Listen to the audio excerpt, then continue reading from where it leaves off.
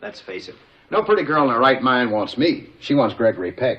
Is that so? Well, isn't it? How do you know what a pretty girl wants? Well, I don't really know.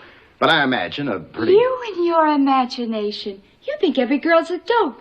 You think a girl goes to a party and there's some guy, a great big lunk in a fancy striped vest, strutting around like a tiger, giving you that, I'm so handsome you can't resist me look.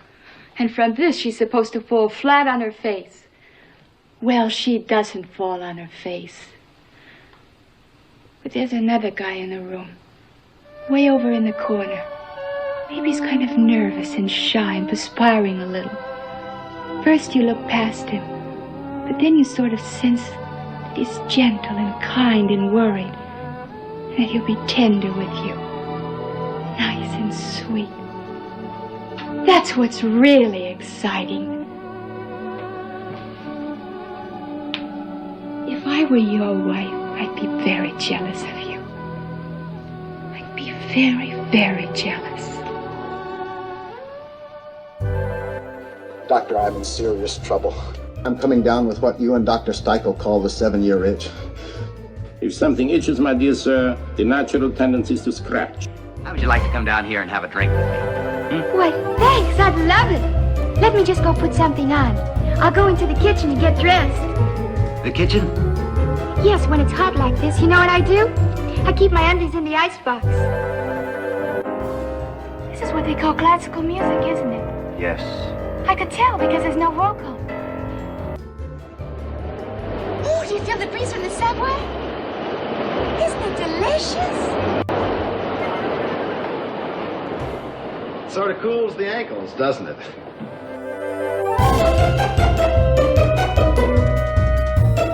Hello, I'm film historian Tony Maeda. And I'm Brad Shreve, who's just a guy who likes movies. We discuss movies and television from Hollywood's golden age. We go behind the scenes and share our opinions, too. And of course, being the average guy, my opinions are the ones that matter. As does your self-delusion. Welcome to Going Hollywood. Well, welcome, everybody, to our latest episode in what is becoming a bit of an unofficial summer movie series. Don't you think so, Brad? Well, I'm glad we got a little lightheartedness. It is a fun summer, so why not have a fun summer series? Yeah. Well, I need a summer series because I don't know about how things are where you are, Brad, but here in Hollywood, I'm feeling lousy with this summer, to borrow a phrase from Tess Yarnez. Because you know what? It has been a pretty lousy summer here in Los Angeles. We are way past June gloom now. And it's overcast until early afternoon, and then the sun finally comes out and it's gone. So I'm thinking of moving to Seattle just for the better weather. Well, come on up here to the desert. We are actually very happy. It's only going to get up to 90 today. Oh, is that all? So that's a nice cool day for us. And the wildfires have not been that bad this year. So no, yet. No, yeah. So they've been going on, but they've been smaller. So and for those in the yes world, yes, wildfires are a normal part of our summer here in California. Crazy. Well, I am not experiencing that, obviously. I'm experiencing a miserable summer here. So that's why I'm really glad to have a real summer. I think I have to go back in my mind to those great days of summer and when I was living in the city, you know? And so that's why I'm so happy that we're doing this movie today, because this movie is about summer in the city. You know, it's about the heat, the sweat, the humidity, the lack of clothing. I love it. So that's what I love about this movie, and I'm glad I get to remember that, because our movie for today is The 7-Year Itch from 20th Century Fox in 1955, starring the one and only Marilyn Monroe, M.M., the one and only. And as always, I'm looking forward to talking about this film, but I'm going to transition to something else real quick, because your video on Wired came out several weeks ago, and I finally got around to watching it. I apologize it took me this long. Finally. You were really good, and you had some good questions. Thanks. Well, thank you. I appreciate that. Yeah. It's for Wired Magazine, a series. They do a series called Tech Support about classic Hollywood, and we are almost at 800,000 views, which is my biggest audience to date, which is really amazing. So I'm excited about that. We're hoping to close in on 1 million by the end of the summer. So, I think you'll make that based on, I've seen the numbers going up. So if anybody's listening to this podcast and they haven't seen it, we'll put the link in the show notes. But I'm glad you mentioned that, because yes, the question's really interesting. The way the show works is that people submit questions on the internet, and then an expert, air quotes, answers them.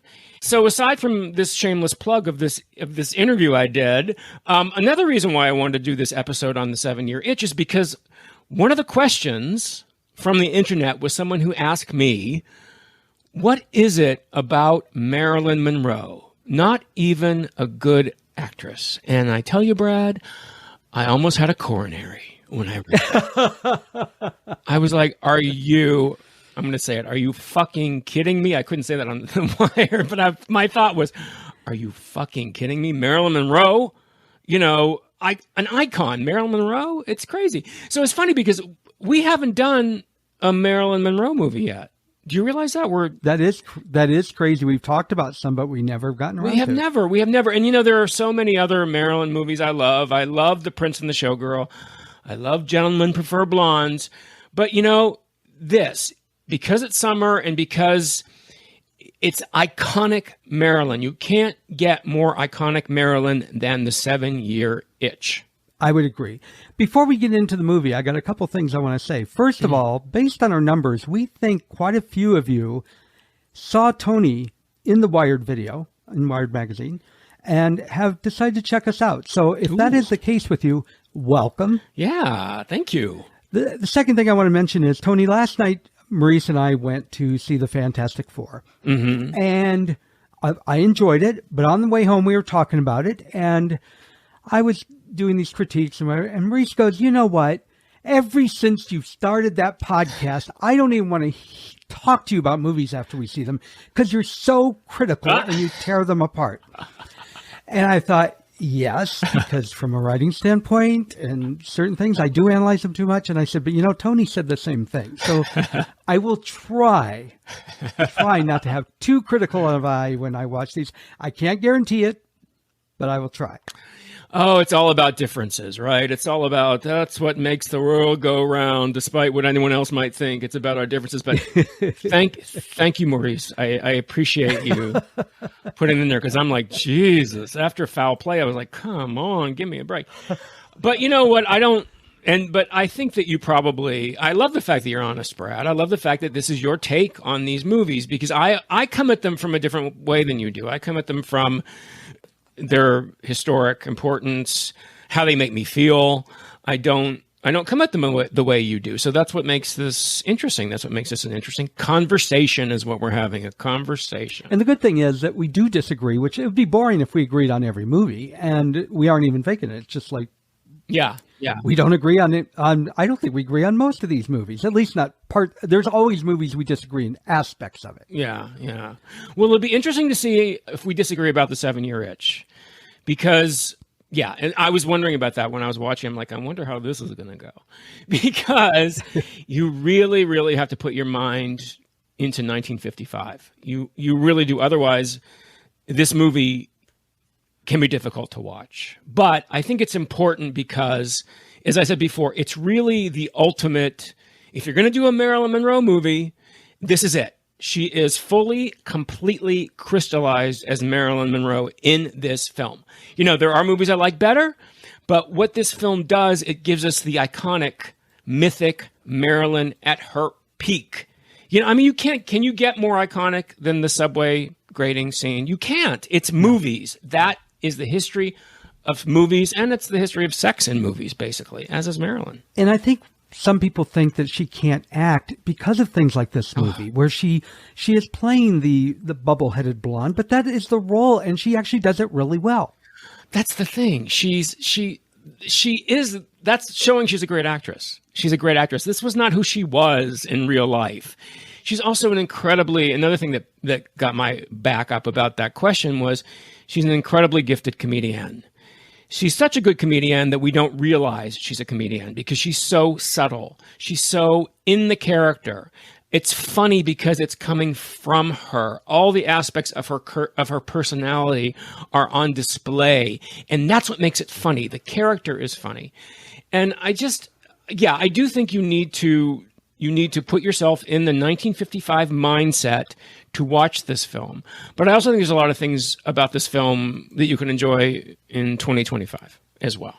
That's true. And I'm going to give a modern day example, and this is going to be a bad example because she's not nearly as talented, but I think it's an example where people have a skewed vision of an individual, and that is Pamela Anderson. Oh, no, because I agree. Pamela Anderson is a great businesswoman. She knows Hollywood. She's well respected in Hollywood. But she has a brand, and she knows how to play that brand. Yeah, yeah. And she does it well, and she makes a fortune playing that brand. She does. And she's a good actress. The Last Showgirl, yeah. She's a very good actress. She's a very good actress. I mean, that's the thing about Marilyn is Marilyn, unfortunately, because Marilyn died at 36, and we'll get to that later when we're done with the movie, we didn't get to see that great talent come to fruition. We began the beginnings of it after this film. Another reason why this film is so important in the Marilyn Monroe mythos is because this was her last film under her original contract. After she did this film, she left Hollywood for almost a year, over a year, I apologize. She left Hollywood for a year to study acting in New York with Lee Strasberg at the Actors Studio because she wanted to become a better actress. Who does that? Yeah. Who leaves a career at its peak because she said, because I want to get better. And she did that. And so when she came back with Bus Stop, which is a wonderful movie, her movies after that kind of fluctuated in box office because she was really stretching herself. She was really trying to be the best actress she could. And as I said, unfortunately, we never got to see ultimately the great actress she could have become because she left us at age 36 in 1962. So what? 7 years after this movie, Marilyn was gone. So that's another reason why this film is so amazing, because this really is the last gasp of the old Marilyn, the sex goddess, if you will. This is the sex goddess. She's so much of a sex goddess, she doesn't have a name in this movie. Yeah. She's just the girl. Yes. I know. And let me lay it out there because we're going to talk about it. It was extremely difficult to watch this movie. It was so cringy. Mm-hmm. But I like, okay, I'm going to put my 1950s hat on, and I did the best I could. You have to. Yeah. But we are going to talk about that cringy shit. Oh, yeah. But there are definitely I will say it was really hard for me to look past that. I really had to sit and think about it. So we're going to discuss all that. I think we have to, but I'm open to, we'll talk about some of what I saw as the positive as well. Well, here's something that might shock you. So did I. I mean, so do I. When I watch The 7-Year Itch, I watch Marilyn. I get caught up in this confection, this wonderful technicolor confection that is Marilyn Monroe, this otherworldly. She's so alive in this movie. That's the thing I love about Marilyn in this movie. You know, it was funny. In her contract, after she left 20th Century Fox and then came back and did the rest of her movies, it was in her contracts that her films were to be in color.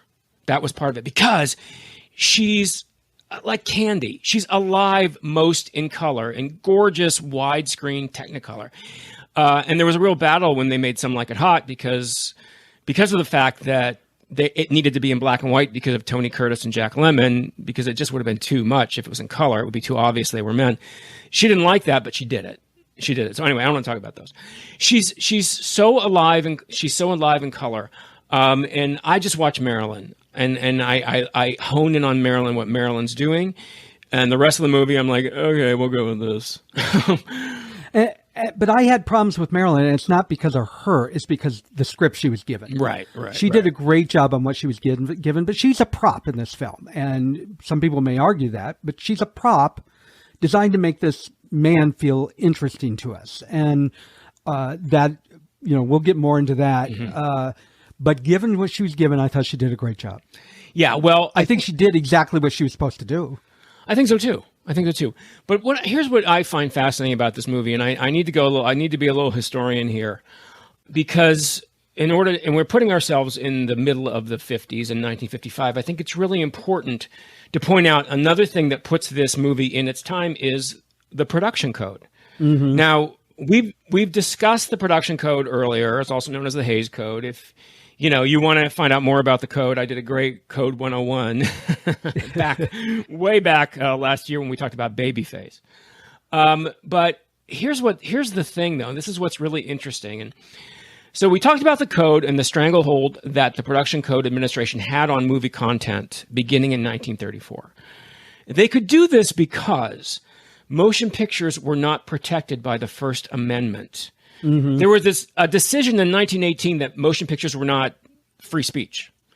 And then in 1952, in a landmark case, it's called Burston versus Wilson, also known as the Miracle Decision, it was established, a unanimous Supreme Court decision, by the way, that extended the free speech and free press guarantee of the First and 14th Amendments to films. Oh. So this turned over, isn't that amazing? This turned over a 37-year-old law. And that is why the PCA, Production Code Administration, could have such a stranglehold on movies. So when this happened, this is really huge. This is really huge. This is the first big crack in the production code since 1934. So that's why when we're talking about films from the 50s and we're talking about this film, the production code was still very much in effect. However, the cracks were beginning to show. And this film is a prime example of those cracks starting to happen. Because as we said before, The 7-Year Itch is based on a play, also called The 7-Year Itch. And in the play, The 7-Year Itch, which is about, well, should we say what The 7-Year Itch is about before I start talking about the play and everything like that? Probably wouldn't be a bad idea. Okay. Do you want to give a brief synopsis on what it's about? Sure. This film is about Richard Sherman, played by Tom Ewell. He is a middle-aged man who lives in Manhattan. He sends his wife and son away for the summer, which apparently, according to this movie, every man in New York does. Since the beginning of time, yeah. With that cute little prologue, yeah. Left alone, he is left to his imagination, and his libido goes wild, just like the rest of this movie implies. Men just cannot control themselves. They want to have an affair. And this is especially true when he meets the gorgeous neighbor upstairs, Marilyn Monroe, who, as Tony said, is known only as the girl, and he fantasizes about an affair with her, but struggles between his temptation and his guilt. Right. And I think that sums it up. Right, that does. And do you know something? Here's something kind of interesting. Kind of like the term high anxiety, the term The 7-Year Itch has actually become somewhat of a medical term, a medical condition. Yep. People refer to it, as the point in a relationship when things become routine and people start to, usually men, are likely to look outside the relationship for satisfaction. So because of this film, George Axelrod, who wrote the play, The 7-Year Itch, and also co-wrote the screenplay with Billy Wilder, created that term for this play and for the film, and now it's become part of the lexicon, The 7-Year Itch. So, yes, so it was based on this play, and in the play, The 7-Year Itch, the character, Richard Sherman, does indeed sleep with his upstairs neighbor. Now, when we're talking about the production code, we were saying there were cracks because of that Supreme Court decision, but it was still in place. Well, and I think it's important to remember, even though the Supreme Court made their decision, studios had to make their decisions on, are we going to do we want to put this out there to the public? Theaters had to make their decision, are people going to protest outside? So even though the veil had been lifted, right, it doesn't mean that it was anything goes. Exactly. It was the first crack. It was a crack. And what eventually brought down the production code was all these cracks, crack after crack. Movies kept pushing the envelope. So The 7-Year Itch was considered unfilmable because of its subject matter and the PCA. Warner Brothers wanted to option it, but they turned it down. They said, we can't film this. 20th Century Fox took up the gauntlet and said, we're going to give this a shot, okay? And it was Billy Wilder's first film after he left his long contract with Paramount. Now, just like we haven't talked about Marilyn, it's kind of odd we've never talked about Billy Wilder. I mean, Billy Wilder is one of the top 5 directors of classic Hollywood. Sunset Boulevard, Some Like It Hot. No, we've talked about Billy. But we haven't talked about one of his films. We've never talked about one of his films, The Apartment, Some Like It Hot, Sunset Boulevard. So this was we Billy's. We did talk about Sunset Boulevard. Well, but we didn't. It wasn't one of our topics for okay. For so a I'll movie. leave that. Yes, yes. Okay. So anyway, so this is Billy Wilder was assigned to it, and George Axelrod, who wrote the play, came on board, and they're like, how are we going to make a sex comedy in which we can't show the protagonist having sex? So, and I've said this before too. So what Billy Wilder in his essence did was make a sex comedy where nobody has sex. In the film, The 7-Year Itch, it all happens in Richard Sherman's head, which is one of the biggest problems I have with this movie, because it just doesn't give the import as if he had really slept with the girl. There's no catharsis at the end of this film that happens because he actually slept with the girl. We are supposed to believe that he's had this catharsis through his imagination. And that's number one of the problems I have with this film. I actually totally disagree. I've seen Billy Wilder's comments on this film. Later years, he said he wished he had every copy so he could pull it because he was so unhappy with the fact that they didn't have sex. Right. That would have ruined it for me more so, because then it would I would have hated his character even more. I cared about his wife, even though she was only she was on the screen a little more than the first few seconds at the beginning, but I would have really disliked him. And I like the conflict he was going through. Should I, shouldn't I? And I like it that maybe the ending could have been better, how he made the decision, but I like that he didn't. Okay. Despite, we all have you're walking down the street and you see somebody that's hot, and it goes through your head, even if you're in a relationship, but you keep going. Right. And here the temptation was really good. His family was gone, and what an incredibly beautiful woman. And he had to fight it. And I like the fact that he had to fight it. And I like the fact that he had to struggle with it. And I like his decision at the end. Well, his decision in the end is the same as it is in the play. It's just that you have to kind of, in my opinion, kind of have to, here's that term again, suspend your disbelief that he came to this decision without actually having slept with her. That this was just what was going on in his head. And her beautiful speech to him at the end, which we'll get to, was enough to make him realize what he has. And he doesn't need to scratch that 7-year itch, that he's got everything he needs. But going back to the whole 50s concept of this movie and the fact that you have to kind of put yourself into those attitudes, it's all the misogynistic and prurient attitudes about sex, about life in the 50s, that you kind of have to go, wow, this is really, really difficult to understand in 2025. And that's a bit of a task, I think, to put your mind back there to, neither one of us was alive, but to kind of understand how women were so objectified, how sex was some dirty joke, and people celebrated that. This film was a celebration of a dirty joke, basically. That's my opinion. I searched through reviews on this, trying to find critiques. Mm-hmm. And I know feminism, I can't, for lack of a better word, it wasn't a thing in the 50s. Obviously it was, but it wasn't like it became in the late 60s, 70s, etc.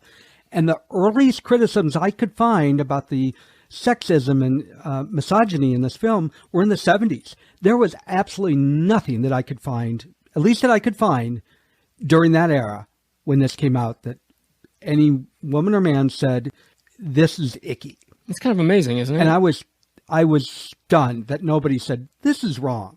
It just really shows it's a totally different time. It is. It's really amazing. It's incredible. Here's something amazing, too. So the play, The 7-Year Itch, opened in 1952 and ran for 1,141 performances. Okay, that's almost 3 years. This play was a huge, and it was not a musical. It's very rare for a play to run that long. And I have no doubt that one of the reasons this play ran so long, other than the fact that it is funny, is the sex, is the smut in this play. This whole attitude about sex being a dirty, just the double standard about it. It's a dirty joke. You get in trouble for being honest about it, get your hand slapped for it, but we're still gonna wink, wink, nudge, nudge, talk about this dirty joke. I find it It's so incredibly distasteful that you're like, okay, why are we watching this movie? Well, we're watching this movie because of, for me personally, I watch this movie because of Marilyn. I watch this movie because Marilyn gives it so much more than that. Shall I talk a little bit about the history of the film and how it all came about? No, backstory? nobody cares. No, we don't care. Of course you can. So the rights to the 7-Year Itch were purchased by Marilyn Monroe and Billy Wilder's agent, Charles Feldman, who's a producer in this film. So we already had packaging happening here at this time. And they eventually sold it to Fox for $500,000. And some of the first choices to play Richard Sherman, who was eventually played by Tom Ewell, were Gary Cooper, William Holden, Jimmy Stewart, who was very close to doing it, and I'm so glad he didn't. Wow. And the one who came closest, though, was this unknown actor named Walter Matthau. Oh. There's actually a screen test, Matthau's screen test, still in existence, you can see it, of him auditioning for this role, and he is wonderful. This film would have been so different with Walter Matthau. It probably would have been just as prurient. It would have been just as misogynistic, but it's Walter Matthau. He has a charm that I'm sorry. Well, I guess this is shade to Tom Ewell. Tom Ewell doesn't have. I'm sorry, he doesn't. They already had Marilyn, so they didn't need a star. Why they didn't go with Matthau, I don't know. They decided to go with Tom Ewell. Tom Ewell had played it over 700 times on Broadway. He won a Tony Award. And I don't know. I don't get that. As a film fan, as a film historian, I don't get it because I find Tom Ewell incredibly annoying in this movie. And I think Matthau would have lessened that so much. Well, he was annoying, but I am going to defend him a little bit. I didn't think he was that great. I didn't feel like he had that much charisma in general. But one of the complaints I've seen regularly is that he and Marilyn did not have chemistry. Mm-hmm. And I actually think that was a good thing because they seemed awkward together. He wanted this woman and it was very awkward. And I think that actually was better for the film. So I have no problem that they didn't have chemistry. I just, as an actor, I was like, he's all right. Well, see, here's the thing, though. That's it. He's all right. He's okay. You know, it's just, he's like a shadow of Walter Matthau. We know, now we have, hindsight is 20/20. We have the memory of what Walter Matthau became, and we have the knowledge of what Walter Matthau became. So it's very easy to do Monday night quarterbacking and say, wouldn't Matthau have been great in this? He would have given him so much charm, so much, they would have had chemistry. Okay. Tom Ewell did it. Fine. He was nominated for a Golden Globe for this film. That's fine. Okay. But I would have loved to have seen Matthau in it. I think Matthau would have been wonderful. But we got Tom Ewell. Yeah, and actually, we've talked about doing a what if episode sometime. So we'll put this aside for when we eventually get around to doing that one. Yeah, absolutely, absolutely. So a lot of this film, once they got together, Marilyn agreed to do it, and the only reason Marilyn agreed to do it, well, first of all, she was under contract, so she kind of had to do it, but she had a lot of power at this point. She had just done Gentlemen Prefer Blonde. She was the biggest star in the world. She could have said no and put her foot down. But she'd agreed to do it because she wanted to be directed by Billy Wilder. And this is one of 2 times that she was directed by Billy Wilder. The second time, of course, was for Some Like It Hot. So this was their first meeting. And she wasn't quite as, how do you say this? She wasn't as big a pain in the ass in this as she would be. She was a mythic pain in the ass during Some Like It Hot. There's that famous line about Tony Curtis comparing her to kissing Hitler. He said he was saying it one way, it was just very, very problematic. She was not that bad at this point. She started to act up just a little bit, but it was nowhere as bad as it got. And one day, however, she was late for her call. She was hours late for her call, and she said it was because she couldn't find the studio. Now, she'd been working at this studio for over 5 years. So you got to wonder about that. But Billy Wilder always said, famously about Marilyn Monroe, yes, she's late. Yes, sometimes it takes up to 40 or 50 takes to get a scene. But when she got it right, it was the best it could be. I have an aunt in Vienna who was always on time, but you wouldn't want to see her in a movie. There you go. So that's it. And despite these problems with her, he agreed. He did Some Like It Hot with her 4 years later. So you have to kind of understand that was the power. That was the magic of Marilyn, was that, yes, it was an ordeal for almost everybody involved to work with this woman. But when she got it right, there was nobody better. And that's how I feel about her in this movie. Yeah, like I said, I felt like she was given almost nothing to work with this film, and she made it memorable. She did. She's dreamy in this film. She is. From her first entrance. The script didn't treat her that way, and she took a script, what I think was a bad script for a character because of its misogyny, and she blew it out of the water. She did great. Despite my feelings about the film, she did great. No, she is treated as the goddess. I mean, from that very first entrance when he buzzes her in the apartment and you can see her figure behind the door. And that is a movie star entrance when she comes in, and she takes your breath away because she's so beautiful. She's just otherworldly. And I really think that's what's wonderful about her in this film. So, the part of Richard, by the way, the part of Tom Yule's part, I mean, I think one of the reasons why the character is annoying. The character is a nebbish, that's a Yiddish word. He's an unfortunate man. He's a whiner. He goes off on these flights of fancies. It is funny. He works for this paperback book company. And what they did was, and this happened a lot in the 50s, they would publish versions of classics. And did you see the Little Women version by any chance? Yes. The subtitle was "Life in a Girl's Dormitory."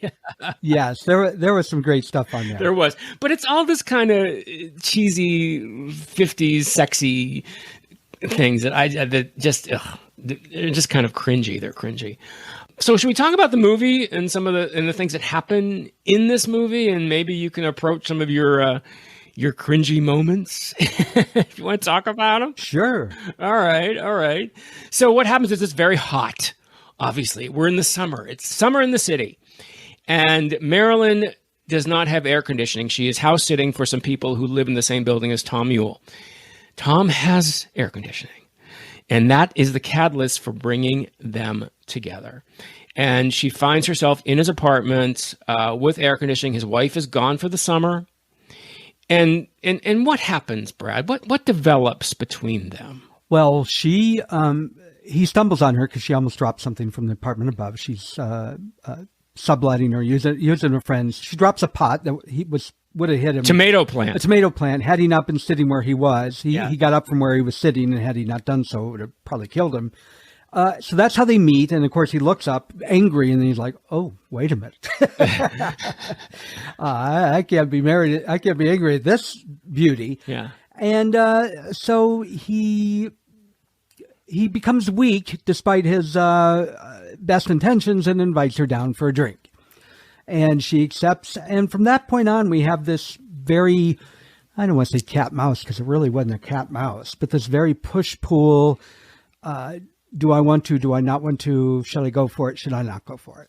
And that really is the film. Yeah, well, it's a 90-minute dirty joke, basically. Yeah, it is a 90-minute dirty joke. And are they going to sleep together or are they not going to sleep together? Now, in the play, they slept together. In the movie, they don't, because Tom Yule goes off on all these, Richard Sherman, I should call him by the character's name, goes off on all these flights of fancy. And there are some very funny fantasy sequences. There's a very funny scene with where he's playing the piano. He's playing Rachmaninoff. Rachmaninoff's second piano concerto is a running theme throughout this movie. And there's a very funny scene in that. And it's all of Tom Yule's fantasies, but none of these things are really happening. He's imagining his wife is cheating on him. He's imagining that Marilyn is telling people, she's an actress, she does commercials. He's imagining that Marilyn is telling people at the commercial about this wolf who lives above her, who takes advantage of her. He tries to kiss her. It's a whole series of these kind of Three's Company-like scenes. So you can kind of see where... Oh, that's an excellent example. I never thought about that. Well, it's exactly it. It's the 50s version of... Good analogy. The 50s version of Three's Company, which could be why I have so many problems with it. But it's true. It's true. But, what's interesting is that despite all this, there is real charm to this movie. There's a real... Yeah, there's a charm to this movie because of Marilyn. Because Marilyn, even though Marilyn is the air quotes dirty joke of this movie, she doesn't see it that way. And that's Marilyn Monroe's appeal. She doesn't take any of this personally. She's totally unaware of the effect she has on men. There's an innocence about her, which is what made people love Marilyn so much. It's what made men love her and women love her. It's this innocent, childlike quality. When he had a fantasy that he was playing the piano, and she comes in and she does a wonderful comic bit, and she's sitting on the piano bench with her, and he leans in and kisses her, and they make out in the fantasy. He tries to do that in real life. And as he leans in to kiss her, she goes, wait a minute, and they fall off the piano bench. And this is problematic, okay? He's making untoward advances to this woman. Now, we all know in the Me Too era, this is a problem. This is 1955. And he apologizes, and she's like, what happened? I kind of got lost there. And he said, this sort of thing doesn't happen to me at all. And she says, really? Happens to me all the time. But that's the way she says it. And not with any rancor, not with any, oh my God, don't come near me. She's like, happens to me all the time. Let's go. I mean, it's this naivety. It's this wonderful quality of hers that gives this film its appeal. Same thing happens in that scene with the plumber. Remember, it's a fantasy of his, but Marilyn has told him that she was so hot in the apartment that she tried to sleep in the bathtub. Mm-hmm. But the faucet kept dripping. So to stop it, she stuck her toe in the faucet of the bathtub and it got stuck. She's just telling him this story. So she had to call the plumber. And what's amazing is that he has a fantasy of that same scene in which he's fantasizing what happens when the plumber arrives, and she's so innocent about it. The fact that she's naked in the bathtub and the plumber's there, and it doesn't occur to her that she should be worried, or it's the innocence which makes it so very appealing. There was a cut in that scene too.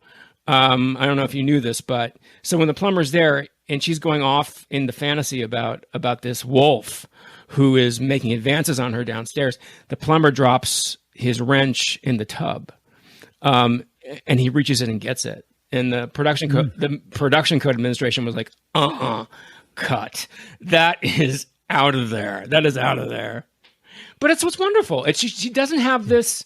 She doesn't have her awareness of the effect she has on men. When they first meet, she's obviously, she's up above. She drops the tomato plant and she's looking over the balcony. She's obviously naked, right? I mean, that's implied that she's naked because where does she keep her underwear, Brad, when it's hot? One of my favorites. She keeps her underwear in the freezer next to the champagne. Well, wait a minute. Was it in the fridge or freezer? Because it was next to the champagne. Well, both and neither, because this is the 50s, remember? So it's icebox. Oh, yes, icebox. Of course. I used to have an icebox, but that's a different story. Moving on. Yes, because if you remember, when Richard Sherman invites her down for a drink, she says, I have to go in the kitchen and change. And he says, why? And she says, because I keep my underwear in the icebox. It's this kind of dirty stuff. But Marilyn has such a light touch with it. Marilyn is it's so simple with Marilyn, so beautiful that somehow it seems okay. Now, that could be problematic. But to me, as a viewer, I understand why this works because of that, because of Marilyn's attitude about it. That's my feeling about it. Well, I want to go back to the fact that his thing had to be the fantasies of her rather than acting them out. Like I said, I feel that was a positive. Where I feel it was a negative is it made everything okay. It made her character existing solely in his fantasy okay, that she was just an object. Mm-hmm. And that was a negative. Right. That was a negative. Right. But again, for a man that just wants to make an object, it makes sense at the same time. Yeah. We objectify people all the time. You just aren't supposed to talk about it. Yeah, exactly. You can't get around the objectification. I mean, we've gotten better. God knows. We've gotten better. But, I mean, come on. This kind of shit still exists.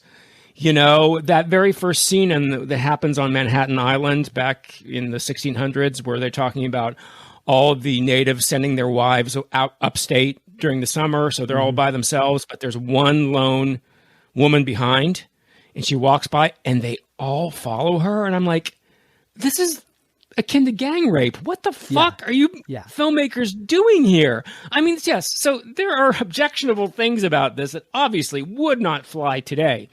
So the challenge is to put yourself in that mindset and see if you can still enjoy this movie. There's all kinds of, another thing that you can tell that it's such a male-oriented, misogynistic world here. The movie's full of phallic symbols. You know, it's like this wash your mouth out with soap attitude of the 50s, these dirty jokes. Richard's son leaves he and his wife went off to Maine for the summer, and he left his paddle behind. And Richard basically walks around the entire movie holding this paddle. And I don't think I have to spell out what that paddle symbolizes through the entire movie. No, I think people will get it. I think people will get it too. So I want to talk about a couple of the scenes that happen, but I do want to talk about some of the things that the production code administration said, no, this ain't going to fly. We talked about the bathtub scene. That wasn't going to happen. We talked about the main plot and the fact that these two are not going to have sex. I think one of the most interesting things is the girl, Marilyn's character, is a model, an actress, and she does a modeling layout. And it's the way it's presented is she doesn't come out right and say it, but we get the idea that this was most likely a nude modeling photo. That was something that disappointed me when she shows them the magazine that she was in. I would have rather them not shown the magazine and showed him bug-eyed so that we knew she was we knew that she was naked. Instead, they showed us the picture and she's in a bathing suit. And like, that ruins it. It was just silly. Interesting you mentioned that, Brad. Okay. Because Billy Wilder and George Axelrod's intent was exactly what you just said. We don't see the photo. It's intimated that she's naked in this photo. However, the production code administration made them put the insert in later on in the scene. If you notice, when she shows him the picture in the apartment, we don't see it. It's only when when he's in the office and he has the book and he shows it to one of his clients, who, by the way, did you recognize Oscar Homolka? Uncle Chris from I Remember Mama. He played the doctor who was writing the book about the 7-year itch. Oh, yes. It's only when he shows it to Oscar Homolka. Yeah, that's right. It's only when he shows it to the doctor that we get a shot of that photo, because the production code administration demanded that they put a photo of Marilyn in a bathing suit in there. That's just crazy. It's stupid, right? I mean, the fact that they wouldn't have shown anything, just him looking at it with the look. Well, anyway, I know. Well, it was a different era, but that's just nuts. I've seen a lot more stuff that is scandalous than that. Well, here's one of the reasons it did too, because by this time, by 1955, everybody was aware of Marilyn Monroe's nude pinup. Playboy had premiered a couple years before. Yeah, I was just saying, Playboy was new on the scene. Marilyn was the first centerfold in Playboy, and it was that famous model, that famous calendar shot she did when she was a struggling actress, which is it's just the side of her. It's so ridiculous that this caused a furor. So that was really kind of a meta moment, the fact that she was talking about this shot. The girl was talking about the modeling job she did. And everybody in the audience who's watching it thinks, oh, it's nude, just like Marilyn Monroe did. Ooh, this was meta before meta existed. Mm-hmm. So to take that away and then put in this stupid photo of, it's not even Marilyn, if you noticed. It's not Marilyn. It's another girl who... Oh, I didn't even notice that. Her face is covered. Because Marilyn was probably like, I'm not doing that. To put in a bathing suit, it just takes all the teeth out of the joke. And it just makes it, it's like that paddle suddenly becomes limp with that joke. I mean, it loses all of its import. It loses all of the punch. It's kind of crazy. Well, it's especially crazy because she talks about nudity a lot in this film. In fact, one of the lines she said...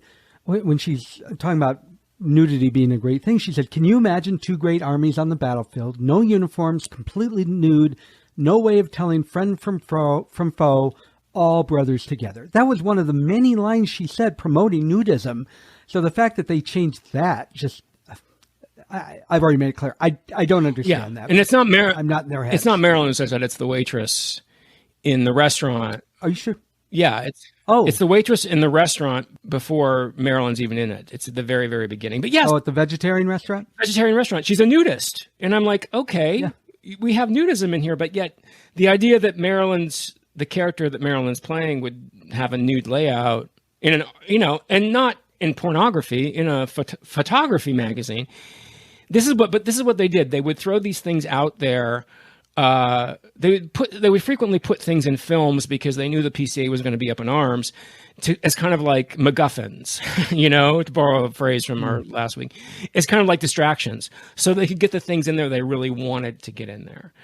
And what Billy Wilder wanted to get in there was probably one of the most famous scenes in movie history, which is the subway grating scene. So we got to talk about that because you can't talk about the 7-year itch, and you really can't even talk about Marilyn Monroe without talking about that scene. My question for you is, not knowing anything about it, what did you think of that? It's so iconic. It's in every single, history of film documentary. Seeing it in the context of the movie, Brad, what did you think of that scene? Well, first of all, I want to say as you know, there's that statue of Marilyn in Palm Springs, which unfortunately had to move because some people didn't like it in front of the art museum, which it's art. But anyway, moving on. Of her, naturally, it's a picture of her with her skirt blowing up. Right. And I've seen this picture a million times, and this is actually the first time I've seen this film. I thought I had seen it before, and I'm like, no, I haven't actually. It was much tamer than I expected it to be. Mm-hmm. They didn't show, because I'm like, did I just miss something? Because it didn't show her. I've always seen the pictures of her from a distance where you see her dress swelling way up. And I didn't see that in this film, and I almost wondered if it was cut. Well, you know why that is? Why? Because it was shot twice. Ah. Okay? It was shot once on location and once at the studio. So what happened was this. The first filming was really just a big publicity stunt. So it happened on the night of September 15th, 1954, on the corner of Lexington and 52nd Street in New York City. That's where the subway grating and the movie theater is. I've been there a couple times. And that night, over 2,000 fans and photographers showed up to watch them film this scene. One of the people who was there witnessing it was Marilyn's husband, Joe DiMaggio. I heard that this was supposedly the beginning of the downfall of their marriage. He did not like this film. Yeah. They'd only been married 8 months, 7 months, and yeah. So what happened was that, according to the legend of this, when they were filming it, the fans, the crowd, even though Wilder was trying his best to control them, he couldn't quiet the crowd. The whistles, the hoots, all of the noise, all the cacophony of this. Of course, what do you expect? You're filming the world's biggest sex goddess. You're filming your skirt being blown up. I mean, of course it's going to cause a ruckus. Yes. So that's why you're thinking might have been a little bit more of a publicity stunt than anything else. So they couldn't do it. There was too much noise. So they had to go back 20th Century Fox. So the scene that's in the film was filmed at 20th Century Fox. And you're absolutely right. In New York City, her skirt went up much higher.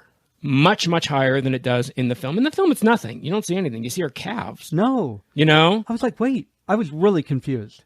So in New York City, though, not only did her skirt blow up much higher than in the finished film, the lights tended to make her underwear diaphanous. So that wasn't going to fly either. But when the movie was publicized and released, and they had a 4-story poster basically cut out at Lowe's Theater of Marilyn with her skirt going up. It's from that night in New York City. So everything that you see of the 7-year itch in that scene, all the shots that you see, the famous ones where her skirt's way up high, are from that night in New York. But it was never used. It was reshot. Her skirt's much lower, and it's nothing. It's a nothing scene. It's a charming scene. Marilyn's wonderful in it. She's fantastic in it because she has that air of innocence that we talk about, which makes it so appealing. Mm-hmm. But the scene itself, in the context of the film, it's no big deal. It's no big deal. Yeah, I imagine there were a lot of people really disappointed because I really was scratching my head. I'm like, wait a minute. I was really confused. Yeah, it turned out to be an incredible publicity boon for this movie, because whenever anybody thinks of the 7-Year Itch, they think of that shot of her skirt blowing up, wearing that Travilla dress, which I think we talked about this once, which in 2011 sold for $4.6 million. That is unbelievable for that little white halter dress. Incredible stuff. Okay, we're going to take a break because I have more to say about this film, but I don't want to forget to give the stats on this film. Mm-hmm. As you said, it was made in 1955. The play was in 1952. Director Billy Wilder. Rotten Tomatoes, the critics give it an 84%, and the audience gives it a 76%. And as I said with other films, I think if this was an audience score back in the 50s before Rotten Tomatoes even existed, that audience score would probably be a lot higher, and maybe even the critics score.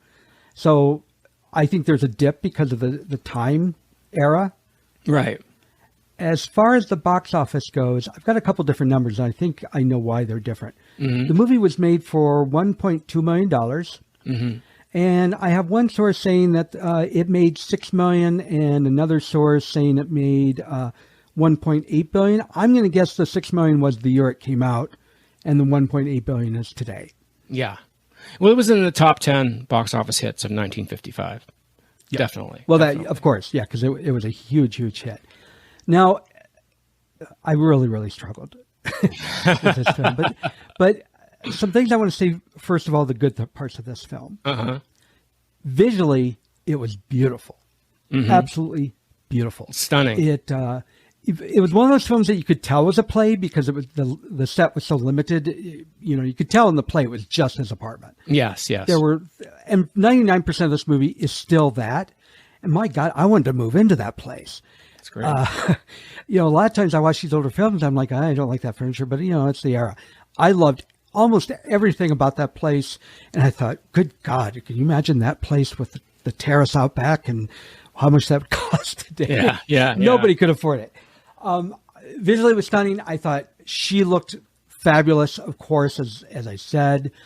It did not, even though it was all in that one space, it didn't feel claustrophobic at all because it was actually a pretty big set. Mm-hmm. You had the patio, you had the living room where most of the story took place, but you also had that extra room. I can't remember, was it a bedroom? Yes. I think it was a bedroom with a desk in it because I was trying to debate if it was an office or not. Mm-hmm. Yeah, I could be wrong about that. Her timing was so good, and that's where I think she really shined in this film. Mm-hmm. Some of the lines that we talked about were so good. Yeah. And we mentioned some of the quotes she said, and I gotta give some of them because they were really, really cute. And one of them I loved was, she says, when he puts Rachmaninoff on, she says, "This is what they call classical music, isn't it? I could tell because there's no vocal." And I think in the wrong hands, that would not have been a very funny joke. But it was wonderful with her. And regarding the champagne, the exact quote she says is, "I've got a wonderful idea. Why don't I go upstairs and get it?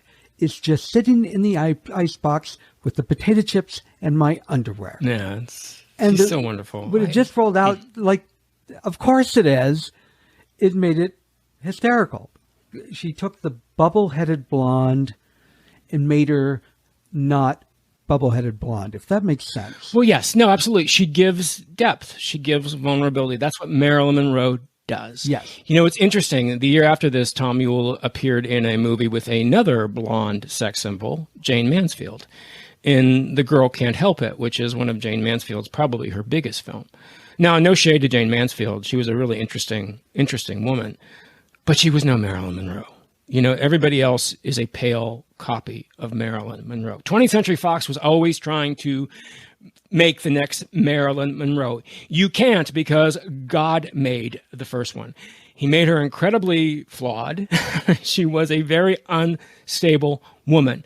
But as an actress, she was perfection at what she did and how she could do it. That's why when people say, who's Marilyn Monroe, not even a good actress, I'm like, she's such a good actress, you don't think she's an actress. because you don't think she's acting. And that's what a good actress does.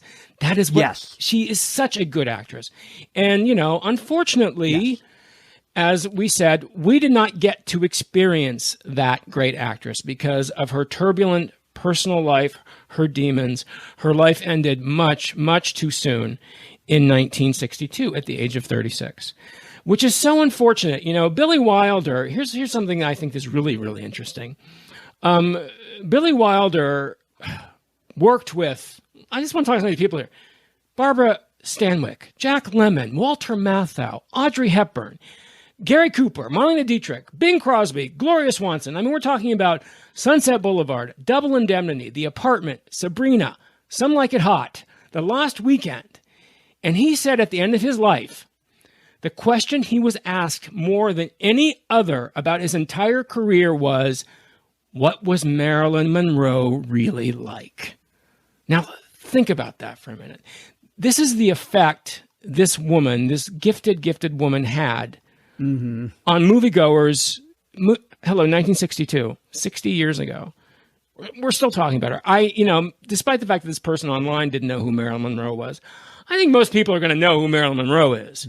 And that quote from Billy Wilder beautifully illustrates that. You know, she was a rare thing. She was an unearthly creature. And like all rare, unearthly creatures, she wasn't with us too long. But how wonderful that we can look back on, we can just pull it out, take a look at this film, take a look at The Prince and the Showgirl, which I truly recommend. She wipes Laurence Olivier off the screen in The Prince and the Showgirl.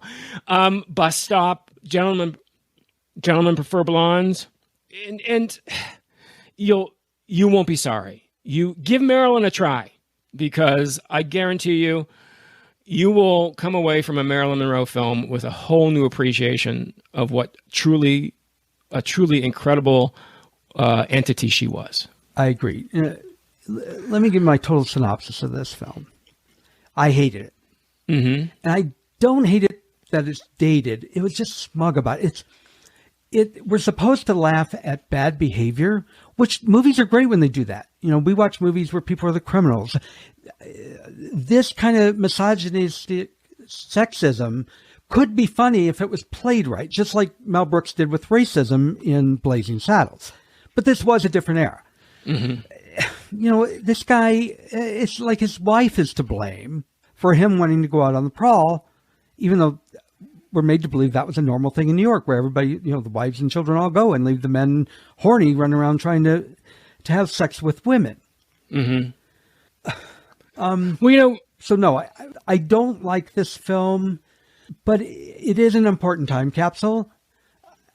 And I understand why it's historical and part of canon. It does have, as I said, the imagery is iconic. It was a real introduction to Marilyn, who just shined. And it does show, if not what male psyche was actually like, it was how male psyche was portrayed in that era.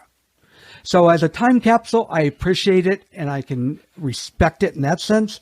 But it's next to impossible for me to set the cringiness of 2025 aside. Yeah, I get it. You know, you have to do that though. If you want to watch a movie, I mean, because you can't just live in a vacuum and say, okay, I'm only going to watch movies that have the same values, the same ideas that I have in 2025. Same thing with Gone with the Wind. You can't cancel Gone with the Wind. It's history. You can't cancel Boys in the Band. It's history. You can't cancel this movie. It's history. This is the way things were. You know, you can't be ignorant to that. So hopefully it won't go back to this. Hopefully. Yeah, and I'll say I think it's horrible that Disney does not release Song of the South. I think people have made a good statement that you have a Song of the South and there should be a little clip at the beginning that parents can use to teach their kids why this movie is no longer shown. There's a lot of good stuff in Song of the South. And the same thing with Birth of a Nation. I don't know if you remember, there's I don't even know if it's still there. There used to be a silent theater, I think on Cahuenga, that was going to show Birth of a Nation. And people protested and they pulled it. And I think that was wrong. It was because on Fairfax. You can't hide history. You just need to put it in the perspective that belongs in. Right, exactly. That's exactly it. And, because of the issues this movie brings up, there are some revisionists out there who are trying to put a different spin on it. And some of their theories are that perhaps they really did sleep together because we never really see her go into the bedroom and him fall asleep on the couch. So maybe it's all a dream. And maybe he really did sleep with the girl. Or maybe this whole thing was a dream, because if you notice, one of the biggest meta moments of all is when his wife's friend comes in at the very end and he confesses he has a girl in the kitchen. He says, and this is from the movie, maybe it's Marilyn Monroe. Yes. So there you go. So you're not really sure. Everybody's always trying to put their spin on this. My spin when he said that, I expected his friend to go in the kitchen and she wouldn't be there. Well, exactly. Which would have made it much easier for me. I would oh, okay, I get it. It was all a fantasy. And I think that would have been awesome. Well, but that didn't happen. That didn't happen. You got to take this movie at its face value. Love it, hate it. It's part of our history. It is an important film in the career of Marilyn Monroe, to get an idea of what Marilyn Monroe was like at her peak, and also to get a sense of what it was that made her the biggest star in the world in 1955. So, yes. And I will say I loved it as a historical piece. I hated the story. So I did enjoy watching it at the same time that I hated it. And I think that makes sense. So, Brad, is there anything else you want to say about the film or the podcast or anything at all? Before we end, I'm just going to say my usual. If you're listening to this podcast for the first, second, maybe third time, please subscribe so you can get all the future episodes, and go back and watch some of the past, or listen to some of the past episodes. We had some good ones, more than a few. And if you've been listening to us, we would love if you would rate and review. About 70% of you listen to us on Apple and Spotify. So those are the easiest to leave a review, especially Apple. But there are other ones. My favorite is Podcast Addict. You can leave reviews. Pocket Cast, you can leave reviews. So leave a review or at least rate us, depending on the app you use. Yeah, do it. I mean, what are you waiting for? A nameless blonde to come into your apartment and want to use your air conditioning? Give me a break. Well, Brad, I guess then in that case, there's only one thing left to say. But I don't want to say it. So let's not say goodbye. Let's just say au revoir. No, I'm going to go dip some potato chips in my champagne, and before that, I'm going to say goodbye. I got to go get my underwear out of the icebox. Goodbye, everybody.